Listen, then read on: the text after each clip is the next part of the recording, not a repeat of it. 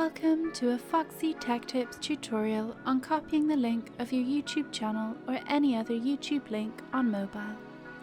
If you find this tutorial helpful, please consider subscribing to my channel and liking the video.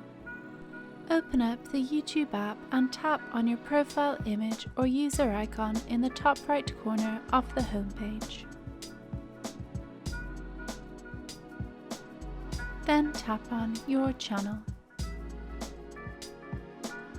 Now on your channel page, tap on the three dots button in the top right corner. Then tap Share. From the Share options, tap on Copy Link to save the link to your clipboard, or you can choose to send the link directly via social media. When the link is saved in your clipboard, you can paste it anywhere you would like. And that draws an end to this tutorial.